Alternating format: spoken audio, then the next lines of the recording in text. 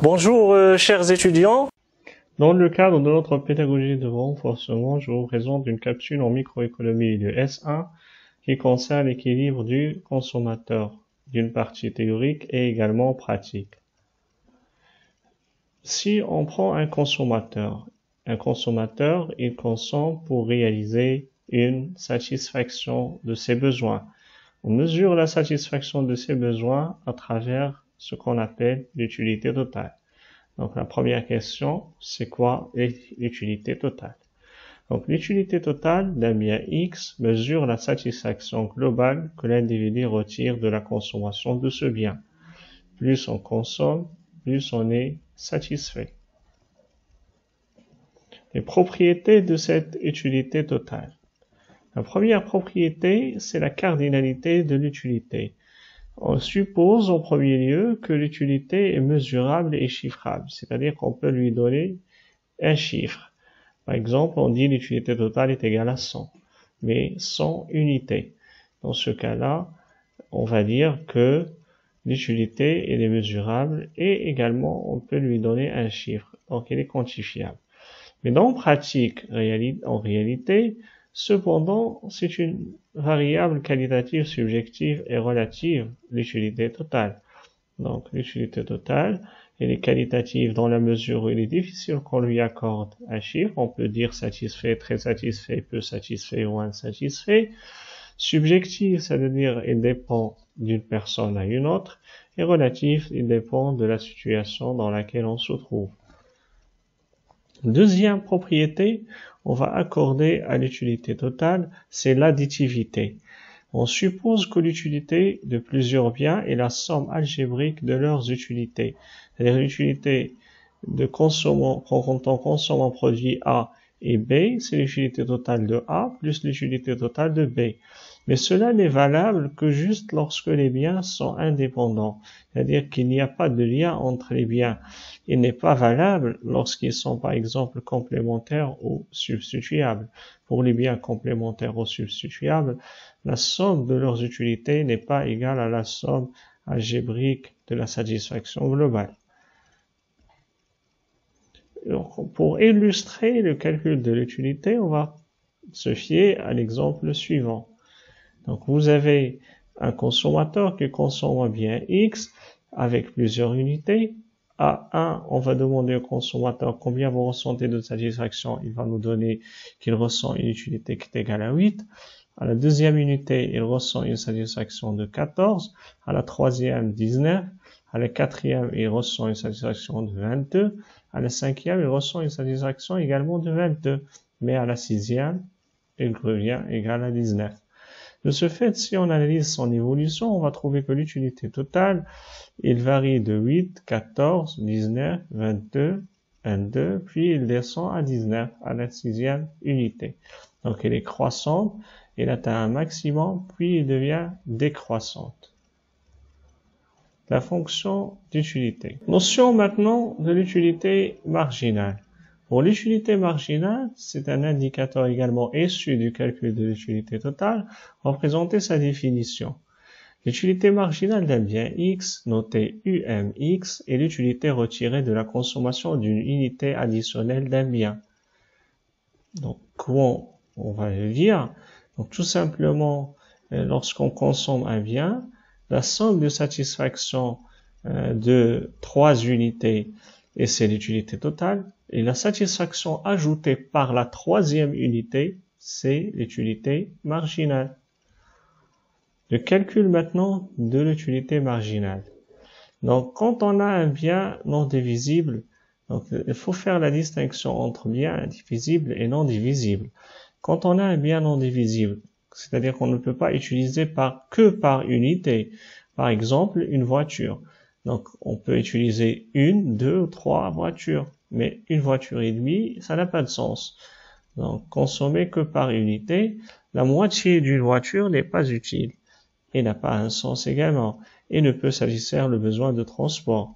L'utilité marginale de ce bien qui n'est pas divisible est la variation de l'utilité totale induite par une unité supplémentaire de ce bien soit l'utilité marginale de x est égale à la variation de l'utilité totale sur la variation de la quantité. Dans ce cas-là, on va distinguer que les quantités, ça appartient à l'ensemble n. Et on pratique dans un exercice, l'utilité totale est donnée sous forme d'un tableau. Si on suppose un bien parfaitement divisible, alors l'utilité totale dans ce cas-là, elle est sous forme d'une équation. Donc la variation est infiniment petite. Pour mesurer cette variation, on peut faire appel à un outil mathématique qui est la dérivée première. Donc l'utilité marginale d'un bien parfaitement divisible et la variation de l'utilité totale pour une variation infiniment petite de la quantité, c'est-à-dire le différentiel, c'est le concept de la différence mathématique qui permet d'appréhender cette définition. Soit l'utilité marginale est égale à la dérivée première de l'utilité totale. Donc, différentiel de U par rapport au différentiel des quantités. Dans ce cas, l'utilité totale est donnée sous forme d'une équation. Et s'il est donné sous forme d'une équation, la variation n'a pas de sens. Dans ce cas, on calcule la dérivée première de cette équation pour retrouver l'utilité marginale. Pour illustrer le calcul de l'utilité marginale à partir de l'utilité totale, prenons cet exemple où l'utilité totale est calculée pour un bien qui n'est pas divisible. Nous avons la quantité, il varie de 1, de 3 jusqu'à 6.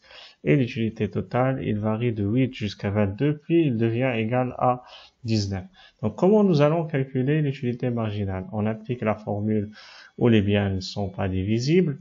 Donc, je note ici que bien non divisible, parce que entre 1 et 2, il n'y a rien. Donc, entre 2 et 3, il n'y a rien. Donc, il appartient à l'ensemble n. Donc, une variable discrète, la quantité. Dans ce cas, j'aurais calculé la première. Donc, pour la première, donc qu'est-ce que je vais faire? 8 moins il n'y a rien sur 1 moins 0, il n'y avait rien également. Donc, la première est égale à 8. Maintenant, pour la deuxième.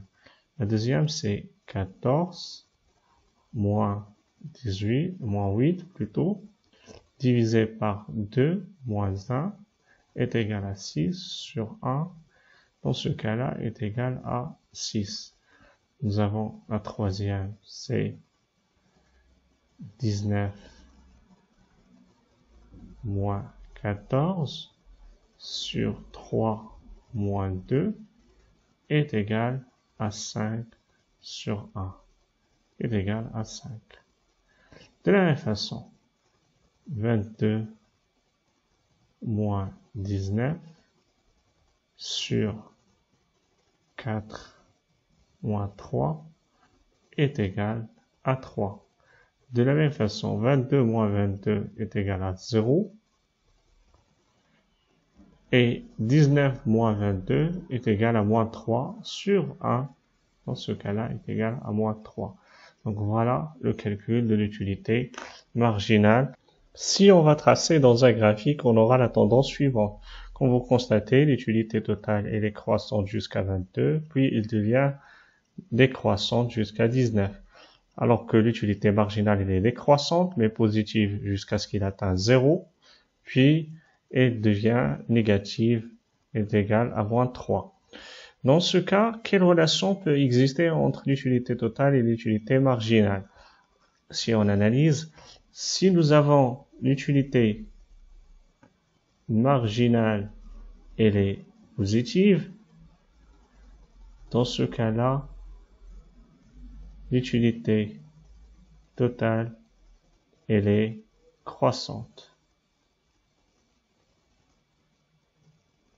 Si nous avons l'utilité marginale est égale à 0, l'utilité totale atteint son maximum. Si l'utilité marginale est négative, l'utilité totale est décroissante. Dans ce cas, toujours l'utilité marginale, elle est décroissante. Mais l'utilité totale, elle est croissante jusqu'à un maximum, puis il devient décroissante. Voilà la relation qui existe entre l'utilité marginale et l'utilité totale. La loi des utilités marginales décroissantes, ce qui est nommé également la première loi de Gaussen. La première chose qu'on doit savoir, que l'utilité marginale, il va décrire ce qu'on appelle l'intensité de satisfaction. Et par conséquent, à chaque unité supplémentaire consommée, le désir du consommateur diminue. Donc, chaque unité supplémentaire possède une utilité inférieure à celle de l'unité précédente. C'est comme le cas du verre d'eau. Le premier verre d'eau, il va vous donner une satisfaction importante.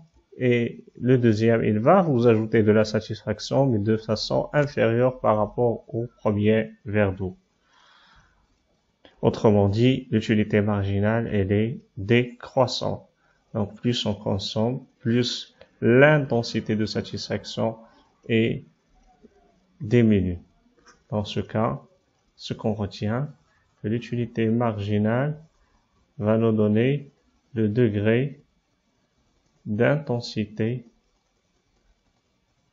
de satisfaction.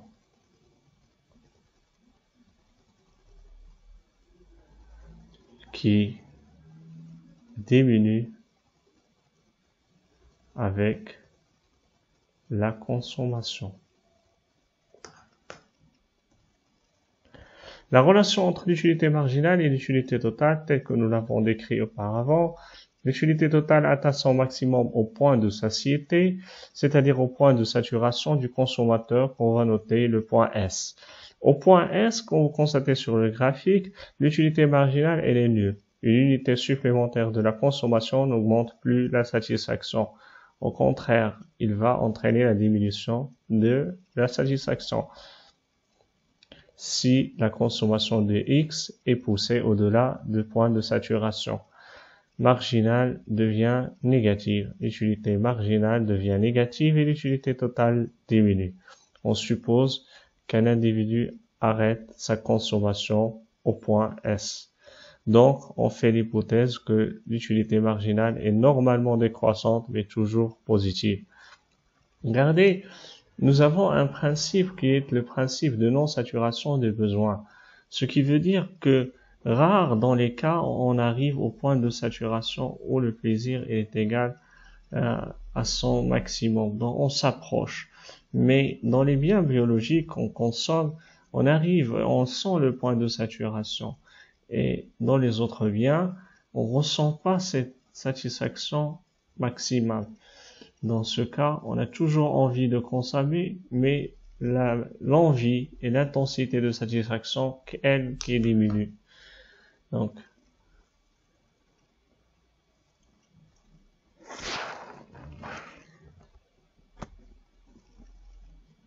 la détermination de l'équilibre du consommateur. Ce qu'on appelle la notion de l'équilibre du consommateur, comment peut-on la définir? L'équilibre du consommateur se réalise quand il demande le choix optimal.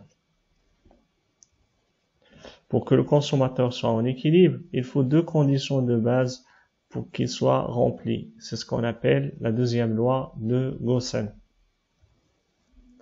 L'utilité marginale pondérée, c'est-à-dire l'utilité marginale du premier bien divisé par son prix, est égale à l'utilité marginale du second divisé par son prix.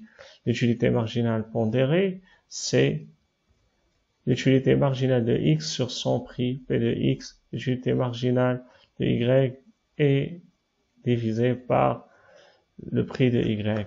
Ce qu'on veut dire exactement, c'est la satisfaction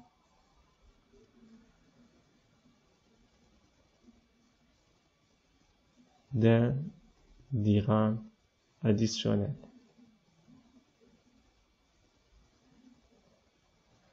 La satisfaction d'un dirham additionnel de X doit être égale à la satisfaction d'un dirham additionnel dépensé dans l'achat de Y.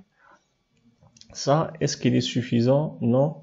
Il faut revoir ce qu'on appelle la contrainte budgétaire. Le total des dépenses de consommation est égal à son revenu monétaire.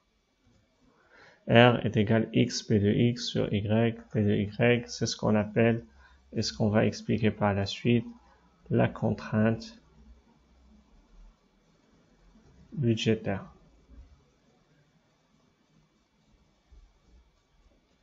Passons maintenant à l'application suivante. Un consommateur achète deux biens X et Y dont les utilités totales évoluent en fonction de la quantité comme indiqué dans le tableau suivant. La quantité 1, l'utilité totale de X est égale à 30, alors que l'utilité totale de Y est égale à 14. À la deuxième unité, l'utilité totale de X est égale à 57, alors que l'utilité totale de Y est égale à 26. À la troisième, 81 pour X et 36 pour l'utilité totale de Y. Et ainsi de suite jusqu'au septième, 147 pour l'utilité totale de X et 56 pour l'utilité totale de Y. Sachant que le consommateur dispose d'un budget de 24, il doit répartir entre les deux biens X et Y dans les prix respectifs 3 et 2. 3, c'est le prix de X et 2, c'est le prix de Y. Déterminer à l'aide des données du tableau la combinaison optimale. Passons maintenant à la correction de l'application. D'après la deuxième loi de Gaussen, la détermination du panier de consommation optimale doit respecter deux règles. L'égalisation des utilités marginales pondérées par les prix, ce que nous avons dit, l'utilité marginale de X sur P de X est égale à l'utilité marginale de Y sur P de Y. Et la deuxième condition, le budget doit être totalement dépensé, ni plus ni moins. L'égalisation maintenant des utilités marginales pondérées par les prix. La première chose, calculons d'abord les utilités marginales de X et de Y. Donc, comment je vais faire? Donc, respectant la première application que nous avons vue dans l'illustration, on va dire l'utilité marginale de X à partir de l'utilité totale de X. Nous avons un tableau, quantité appartient à N, donc j'utilise la formule de la variation. L'utilité totale 30 moins 0 sur 1 moins 0 est égal à 30. Dans le deuxième cas, voilà, 57 moins 30 est égal à 27, sur 2 moins 1 est égal à 27. 81 sur moins 57 sur 3 moins 2, il va nous donner le chiffre suivant. Et ainsi de suite, 24, 21, 18, 15 et 12. Donc ça, c'est les utilités marginales de X. Faisons la même chose pour Y. Donc à la première, c'est 14. La deuxième, c'est 26 moins 14 sur 2 moins 1. Donc est égal à 26 moins 14, c'est 12. 12 sur 1 est égal à 12. Alors 36 moins 26 est égal à 10. 10 sur 3 moins 1 est égal à 1. Donc ça nous donne 10. Donc et ainsi de suite, je termine jusqu'à ce que je trouve les résultats suivants. 14, 12, 10, 8, 6, 4 et 2. Donc voilà, après avoir calculé les utilités marginales, on doit les pondérer par le prix. Continuons le tableau. Donc je prendrai pour chaque utilité marginale, je la divise par le prix. Rappelons que le prix de X dans notre cas, P de X est égal à 3 et P de Y était égal à 2. Donc je divise les utilités marginales de X par 3 et les utilités marginales de Y par 2. Donc j'aurai les résultats suivants. Donc j'aurai 30 moins divisé par 3 est égal à 10. 27 sur 3 est égal à 9. 24 sur 3 est égal à 8. 21 sur 3 est égal à 7. 18 sur 3 est égal à 6. 15 sur 3 est égal à 5. Et enfin 12 sur 3 est égal à 4. Maintenant pour l'utilité marginale pondérée de Y. L'utilité marginale de Y c'est 14. 14 sur 2 est égal à 7. 12 sur 2 est égal à 6 et ainsi de suite. Donc j'aurai 14, rappelons 14 sur 2 est égal à 7, 12 sur 2 est égal à 6, 10 sur 2 est égal à 5 et ainsi de suite jusqu'à ce que je trouve la dernière, 2 sur 2 est égal à 1. Donc maintenant, je cherche l'égalité entre les utilités marginales pondérées. Donc la première égalité, c'est lorsque l'utilité marginale de X, P de X est égale à 7 et également l'utilité marginale de Y sur P de Y est égale à 7 également. Voilà la première. Dans ce cas-là, je vais chercher la quantité de X, je trouve qu'elle est égale à 4. x est égal à 4. Alors que y est égal à 1. Donc la première situation optimale, c'est lorsque les unités marginales pondérées sont égales à 7. À la quantité x est égale à 4 et la quantité y est égale à 1. Donc je cherche maintenant, je trouve également à 6. Donc lorsqu'il est égal à 6, les unités marginales pondérées x est égal à 5 et y est égal à 2. Donc je l'ai noté. Troisième cas, lorsqu'ils sont égales à 5, les unités marginales pondérées, x dans ce cas-là est égal à 6, y est égal à 3. Maintenant, les unités marginales pondérées sont égales à 4. Donc x est égal à 7 et y est égal à 4. Donc nous avons 4 paniers, 4 situations qui vérifient la première condition, mais on va chercher maintenant laquelle de ces 4 situations il va respecter la deuxième condition. La deuxième condition, c'est relative au revenu qui doit être égal à la dépense. Le budget doit être totalement dépensé, ni plus ni moins. Dans ce cas, nous avons R est égal à x P de x plus y P de y. Où x c'est la quantité et le prix P de x c'est la quantité, c'est le prix de x. Y c'est la quantité également de y et P de y c'est le prix de y. Donc je prendrai chacune des situations que j'ai nommées dans le cas précédent. Rappelez-vous, les unités marginales pondérées sont égales à 7, 6, 5 ou bien 4, dans lesquelles les quantités, la première, x est égal à 4, y est égal à 1. En appliquant sur la contrainte budgétaire, j'aurai, dans la première situation, R est égal à 4, la quantité, fois P de x qui est égal à 3, alors elle aurait P de y qui est égal à 2. Et dans ce cas-là, R est égal à 14. Je compare avec le revenu, donc je rappelle ici les conditions que nous avons d'après les données. R est égal à 24, P de x est égal à 3 et P de y était égal à 2, c'est d'après les données de notre exercice. Donc, après cela, je vérifie avec 24, elle est inférieure, je passe à la deuxième situation. Dans la deuxième situation, également, je calcule et j'applique, donc R est égal à 5 fois 3 plus 2 fois 2 est égal à 19, qui est inférieur au revenu d'équilibre qui est 24. La troisième, R est égal à 6 fois 3 plus 3 fois 2 est égal à 24. Celle-là, il respecte la condition d'équilibre. Mais cherchons dans la quatrième si nous allons y avoir d'autres situations. Dans ce cas, R est égal à 7 fois 3 plus 4 fois 2 est égal à 29, qui dépasse le revenu. On va dire, dans les deux premiers cas, on est inférieur à R qui est égal à 24.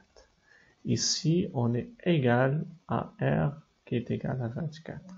Et dans le dernier cas, on est supérieur à R qui est égal à 24. Qu'est-ce qu'on dit au consommateur? On va lui dire dans le premier et la deuxième situation, vous pouvez encore maximiser votre utilité en augmentant la quantité consommée. Dans le dernier cas, on va lui dire que vous avez dépassé votre revenu et par conséquent, vous devez réduire la quantité consommée pour arriver à la situation optimale et égaliser le revenu d'équilibre. De ce fait, la situation optimale, c'est celle-là lorsque la quantité X est égale à 6 et la quantité de Y est égale à 3 et R, évidemment, est égal à 24 d'après les données.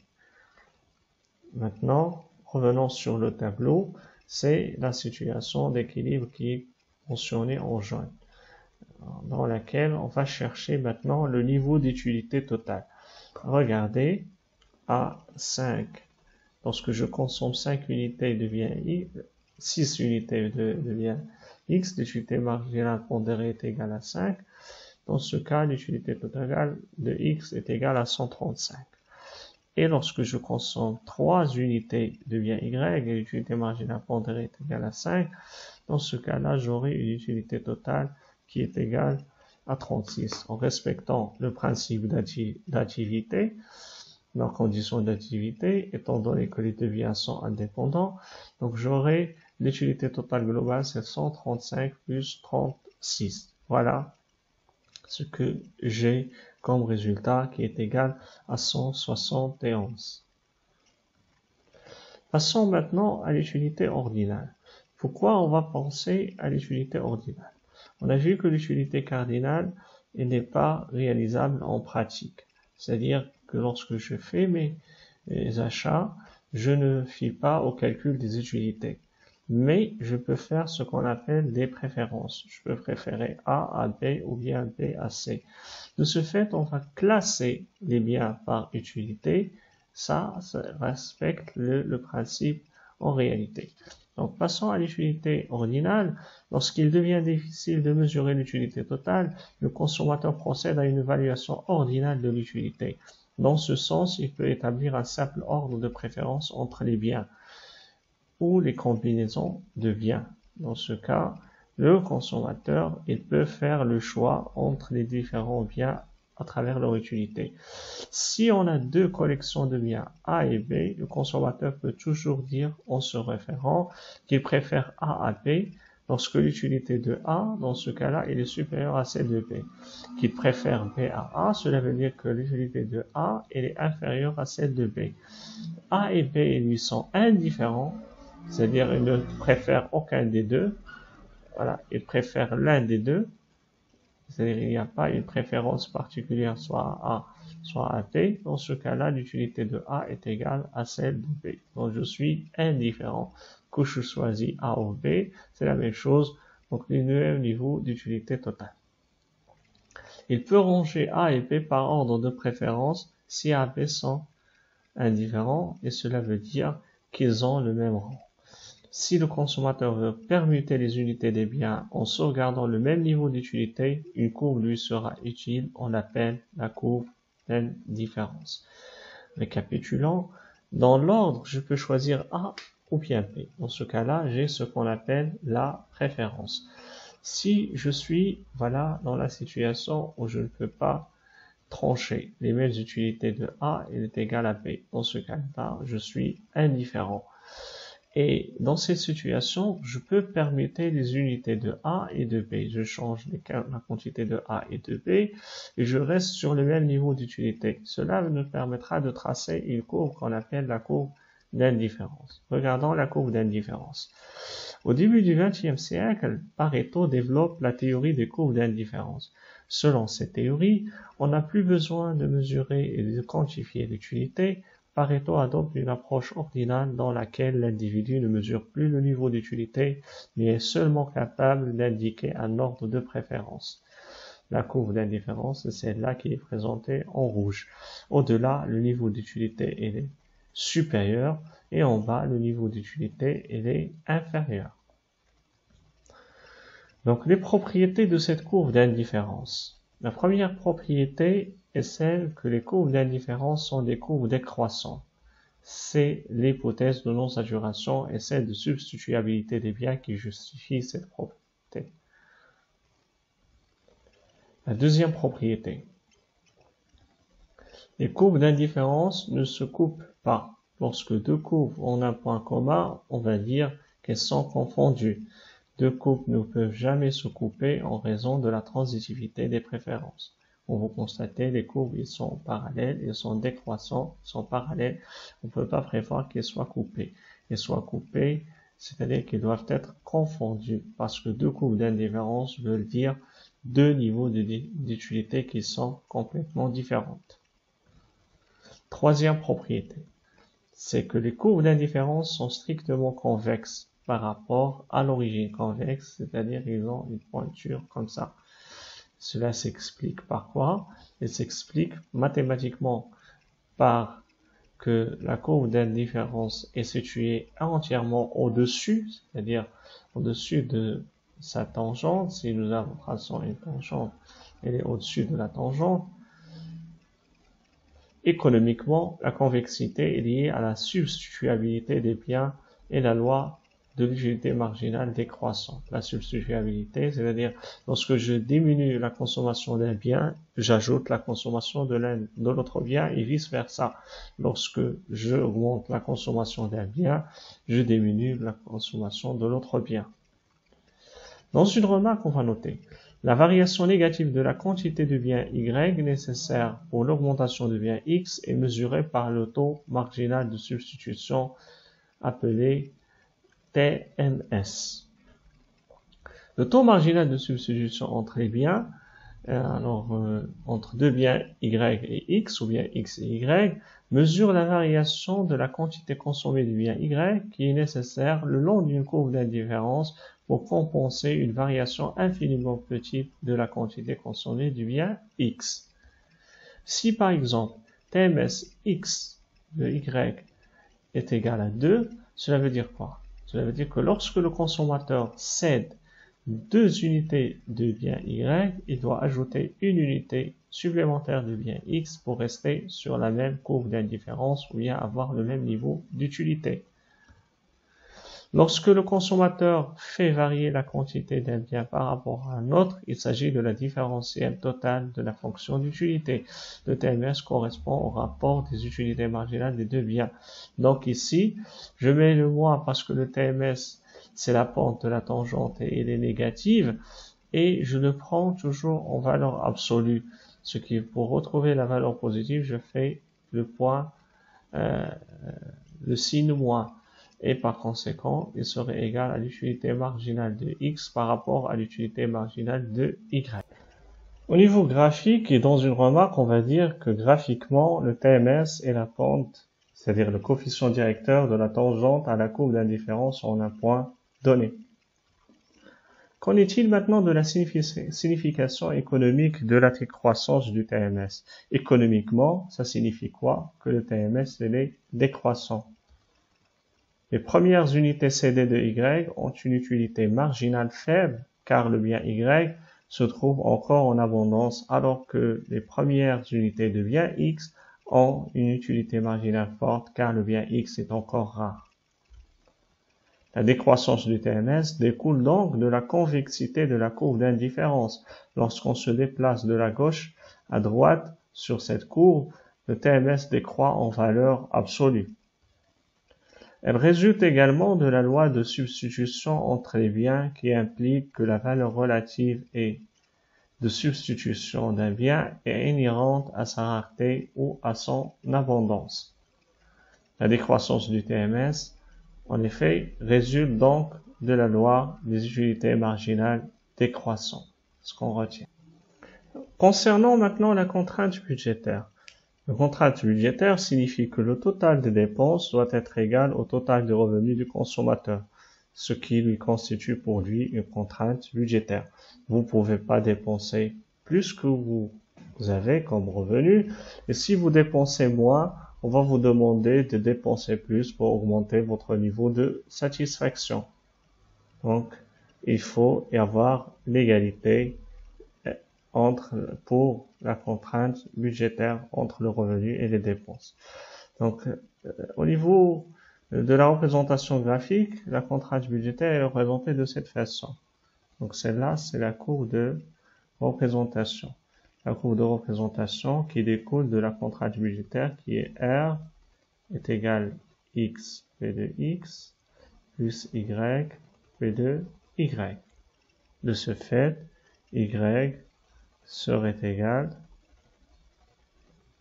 l'équation de cette droite est égale à moins P de X sur P de Y fois X plus R sur P de Y. Donc voilà, dans cette zone, dans ce cas, le revenu est restant. Ça veut dire que le revenu est inférieur à notre contrainte budgétaire. Dans cette zone, et le revenu n'est pas abordable, c'est-à-dire on ne peut pas dépenser pour avoir. Donc au-delà, si on augmente le revenu, la contrainte et se déplace de ce côté. Si on fait diminuer le revenu, la contrainte, il va se déplacer de ce côté vers l'origine. Donc, si on note R le revenu, donc voilà, la contrainte budgétaire, c'est R x P de x plus y P de y, dans lequel R représente le revenu, P de x c'est le prix du bien x, P de y c'est le prix du bien y, x c'est la quantité de bien x acheté, y c'est la quantité de bien y acheté, x P de x c'est la somme dépensée pour l'achat de bien x, y P de y c'est la somme dépensée pour l'achat du bien y. Voilà, ça c'est la représentation graphique que nous avons, dans lequel, dans cet axe, au lieu de dire il y a y, dans cet axe il y a x, ça c'est l'équation y est égal moins p de x sur p de y fois x, je rappelle, plus r sur p de y, l'équation de cette droite qui découle de la contrainte budgétaire. Donc voilà, il y a une zone non abordable pour la consommation et une zone où le revenu il va rester après la consommation. Donc là, le déplacement si le revenu baisse, et là c'est le déplacement lorsque le revenu augmente. On va faire une application dans laquelle on va prendre l'utilité totale sous forme d'une équation, soit la fonction d'utilité totale suivante ux fois y concernant l'achat de biens x et y en quantité respective x et y. On suppose que le consommateur a un revenu de 200 et que les prix respectifs de ces deux biens sont P de x est égal à 10 et P de y est égal à 20. On va demander de déterminer l'équilibre du consommateur. Pour corriger cette application, on va utiliser trois méthodes. La première méthode, c'est la méthode la plus simple, à mon avis, qui est la méthode de TMS. Donc, on a U est égal x fois y, c'est-à-dire U est une fonction de x de y. R est égal x p de x plus y p de y. À l'équilibre, le TMS qui est égal à l'utilité marginale pondérée de x sur l'utilité marginale, voilà, l'utilité marginale plutôt de x, pardon, sur l'utilité marginale de y, par la suite il va devenir pondéré, donc est égal à p de x sur p de y. Cette égalité est seulement à la situation d'équilibre, avec r est égal x p de x plus y p de y. On a l'utilité marginale de x pour la calculer. On fait la dérivée première de l'utilité totale en posant comme x la variable parce que c'est la dérivée par rapport à x et y c'est la constante. Dans ce cas-là, x est la puissance 1, donc il va être égal seulement à la constante qui est y. De la même façon, je calcule l'utilité marginale de y, il va être égal à x. Je remplace à ce niveau-là, je vais trouver que x, l'utilité marginale de x est égale à y, et l'utilité marginale de x est égale à x. Je remplace les prix, p de x est égal à 10 et p de y est égal à 20. Et par conséquent, y sur x est égal à 10 sur 20. Je fais passer x de l'autre côté, j'aurai y est égal à 10 fois x sur 20. Qu'est-ce que je vais faire maintenant? Je vais la remplacer dans la contrainte budgétaire.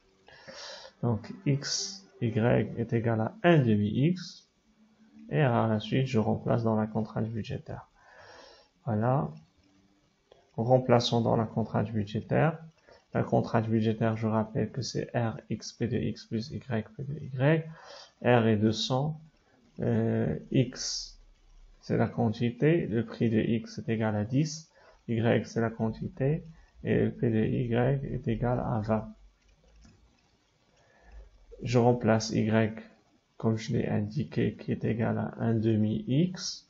J'aurai maintenant une seule variable et je fais mes calculs. Je trouve que 200 est égal à 20X. Il me reste maintenant qu'à faire. X est égal à 200 sur 20 et est égal à 10.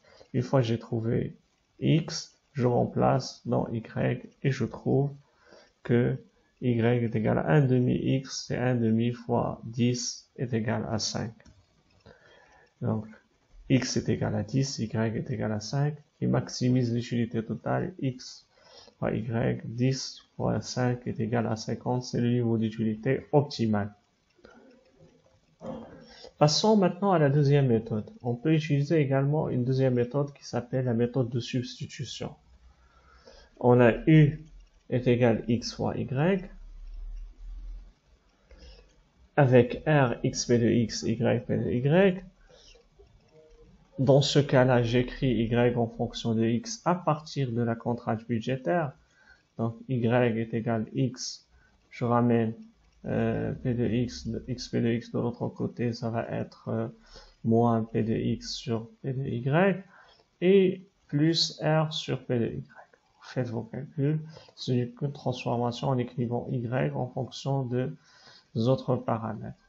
Je n'ai qu'à remplacer maintenant d'après les données. Je trouve que d'après la contrainte budgétaire, y est égal à 10, voilà, moins 10 sur 20, x plus 200 sur 20. Je simplifie, je trouve que c'est moins 1 demi x plus 10. Je vais la remplacer maintenant dans la fonction de l'utilité totale. Je remplace y dans la fonction de l'utilité totale. J'aurai x multiplié par la valeur de y que j'ai remplacée, moins 1 demi x plus 10. Je développe, j'aurai x au carré fois moins 1 demi plus 10 fois x.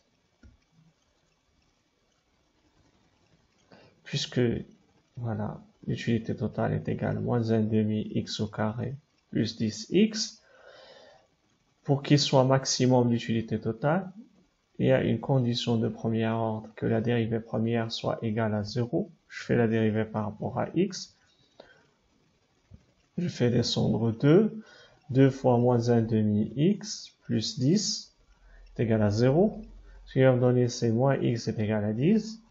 Ce qui veut dire que x est égal à 10. Je remplace x dans y. Je trouve que c'est moins 1 demi fois 10 fois x plus 10.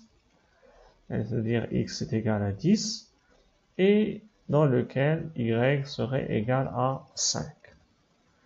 Condition de deuxième ordre, il faut que la dérivée seconde soit négative. Donc, je fais la dérivée première, je lui fais la dérivée, c'est égal à moins 1, elle est négative, donc il s'agit bien d'un maximum.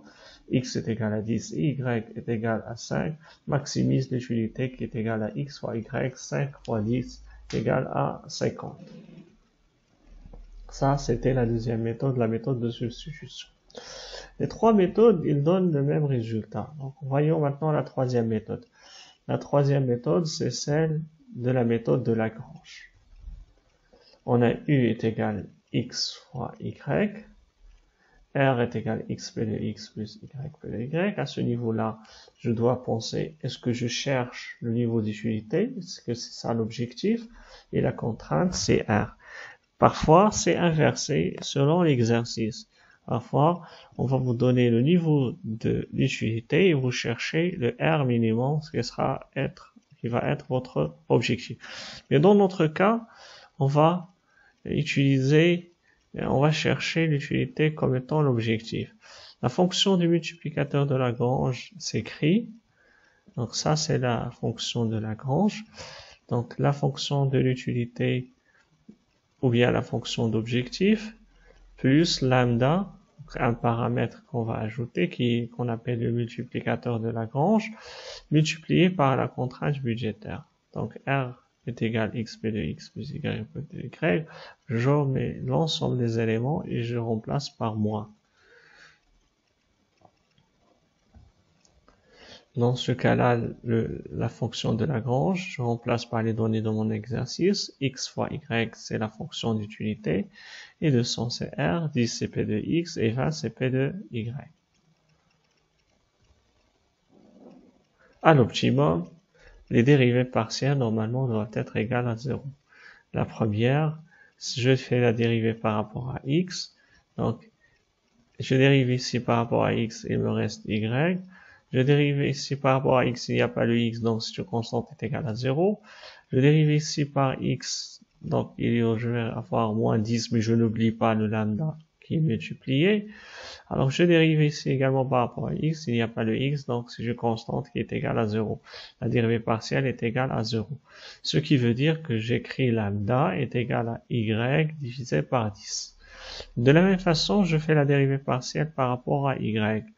Donc, je dérive par rapport à y, il me reste x. Je dérive par rapport à y, il n'y a pas le y, donc c'est 0. Je dérive par rapport à y, il n'y a pas le y, donc c'est 0. Donc, je dérive par rapport à y, il y a moins 20, mais je n'oublie pas le lambda qui doit être multiplié à ce niveau-là. La dérivée partielle est égale à 0. Dans ce cas, lambda est égal, je mets x de l'autre côté, ça va être x sur 20. La troisième, elle va nous donner la dérivée par rapport à lambda. Il n'y a pas le lambda, c'est 0. Et donc, il n'y en a pas. Il y a lambda à la puissance 1, donc il me reste la constante qui est 200 moins 10x moins 20y. Donc, la troisième, c'est la contrainte que nous avons, qui est la contrainte budgétaire. Donc, comment je vais procéder? Rappelez-vous bien, ici, il faut noter une chose.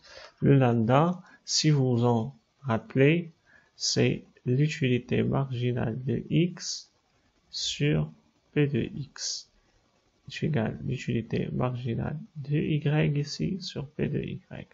Donc, à noter, ou bien dans une remarque, n'oubliez pas que lambda, c'est l'utilité marginale pondérée. Voilà.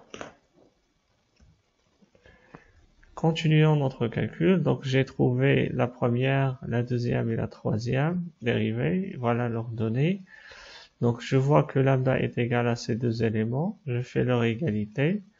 Donc, y sur 10 est égal à x sur 20. Donc, j'écris y en fonction de x, d'après 1 et 2, d'après la première et la deuxième ligne. Et je remplace dans la 3. Donc, je simplifie 1 demi x. Je remplace dans la troisième comme si je la remplace dans la contrainte budgétaire. Et je fais mes calculs, je trouve que x 200 est égal à 20x, ce qui va me donner que x est égal à 200 sur 20 est égal à 10. Et je remplace dans y et je trouve que y est égal à 1 demi fois 10 est égal à 5. Donc, comme dans les autres méthodes, x et y maximisent le niveau d'utilité, x fois y, 10 fois 5 est égal à 50, c'est le niveau d'utilité maximum. N'oublions pas que nous devons calculer un déterminant s'il est demandé pour vérifier la condition de deuxième ordre par rapport à cette fonction de Lagrange. Ainsi prend fin cette première capsule dédiée à la microéconomie relative au équilibre du consommateur et je vous remercie.